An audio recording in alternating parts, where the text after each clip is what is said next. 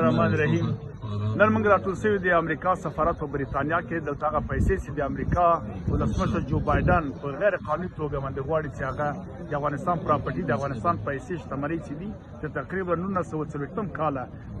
د افغانستان د بانک پیسې د فدرال ریزرو بانک د نیویارک کې ګذر شوی په غیر قانوني توګه غواړي د قربانیان د سپتمبر د 11 ته ورکړي چې افغانان اصلا په کې هیڅ نه و یعنی مثلا دا پروګرام دا خپل چاودنه یا حمله هلته د افغان لخوا د پاکستان لخوا تنظیم شوی و او اجرا شوی و او بله برخه غواړي چې مثلا د ایجنسیان هغه ایجنسیان چې دوی خپل جاسوسان دي